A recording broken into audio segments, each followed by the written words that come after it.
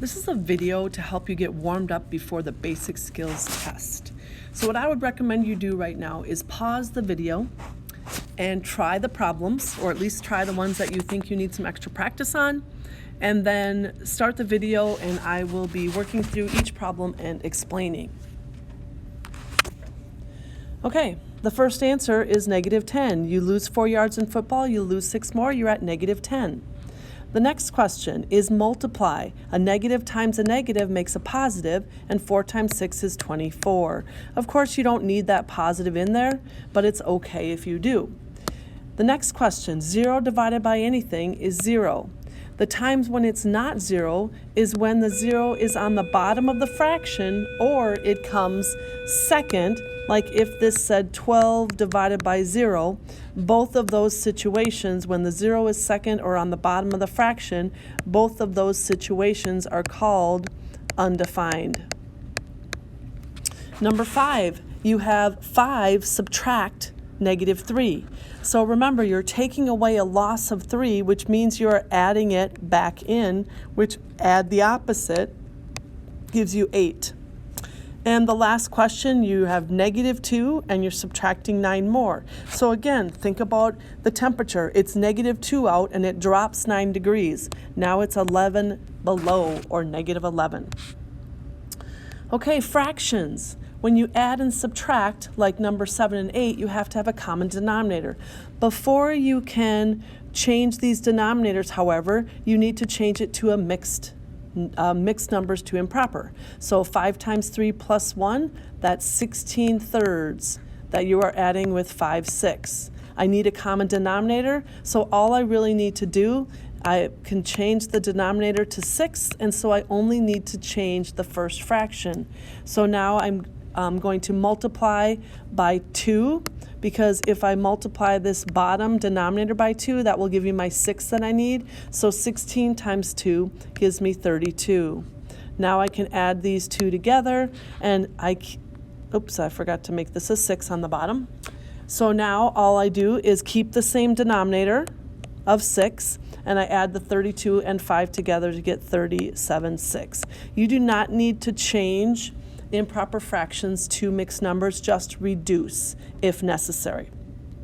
In the second question, number 8, this is subtraction. Again, I need a common denominator. So what number does both 8 and 3 go into? And that would be 24. So now I'd have to multiply the first fraction by 3 on the top and the bottom to get it to 24, and the second fraction by 8, which would give me 16. So 21 minus 16 gives me 5, and then again the same denominator. Whenever you have to get a common denominator, just think about how much work it is, so keep the denominator the same. This is different from dividing or multiplying when you don't need a common denominator. So when I have a whole number, I put a 1 under it to make it a fraction. This is a division problem, so I'm going to keep the first fraction, change the division to multiplication, and flip the second fraction. Now I multiply these two numerators, 2 times 1 straight across, and the denominators straight across to get 2/15.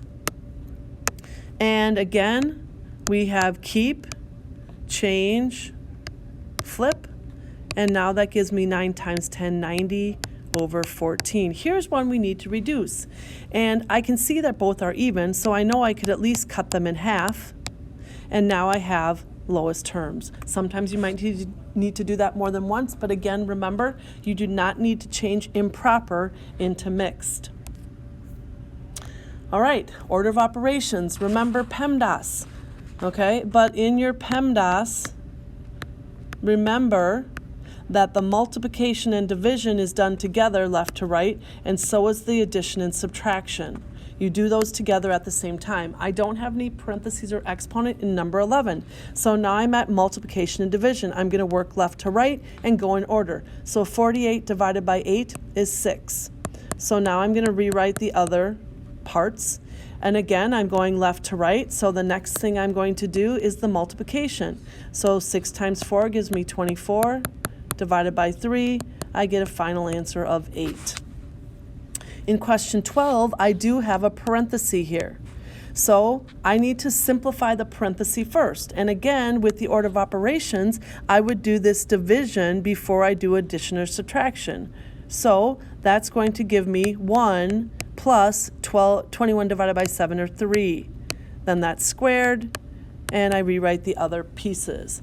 Now, I still have to simplify this parenthesis by adding those two numbers together. So that's going to give me 4. Now my parenthesis is simplified, so I go on to the exponent. 4 to the second power is not 8, it's 4 times 4. 4 multiplied twice, which is 16. Now I'm adding that with -2, and that gives me an answer of 14. All right, let's solve. Okay, solving. Our goal is to get the x by itself. So this is x times 12 subtracted from 60. So I can't do anything with this x right here until I get rid of the 60. So I'm going to subtract 60 from each side. That gives me -12x equals, and then 36 minus 60 is -24. Now I divide by -12 on each side so that I have 1x there, and negative divided by a negative is a positive, so I get x is equal to 2. Number 14. Again, my goal is to get x by itself, but I can't do anything with this x when it's multiplied or divided with something until I get rid of the constant, so I'm going to subtract 3. Now I get x divided by 8 is equal to 4. Now I have divide, so I'm going to multiply to reverse that, and I get x equals 32. Remember, you can check all of these answers by plugging them back in, so you make sure you at least are getting them correct on the test. Okay, here my x is all wrapped up with, it says x plus 3 divided by 8. Now this is different because now the x is sort of taken up with the plus 3. So I have to multiply by 8 first in this case. So now I get x plus 3 equals 56. Subtract the 3 and x equals 53. And one more, we're going to use the distributive property here first, which 4 times 2 is 8x. 4 times -7, -28, plus 5 equals 41. Now I need to combine these like terms. They're on the same side of the equal. So that's going to give me -23. Now again, I'm still trying to get x by itself. So I'm going to add 23. That gives me 8x equals 64. Divide by 8, and x equals 8. So that should give you some practice, and there's a couple more here, and then I think these are our last two.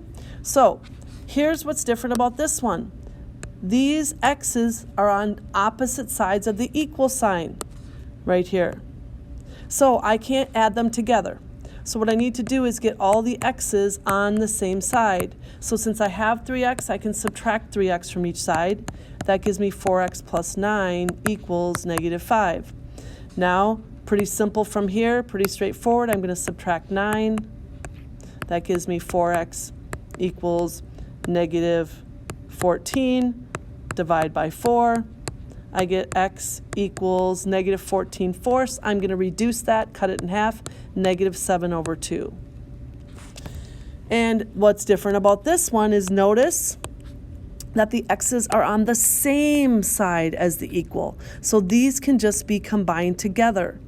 So I can combine the 7x and the 3x when they're on the same side as the equal to get 10x plus 9 equals -5. Subtract 9, I get 10x equals -14. Divide by 10. Now I get x equals, and again, I'm going to reduce this by dividing both the top and the bottom by 2. All right, I hope that helped you get ready for the test. Good luck. And this is the end of our warm-up before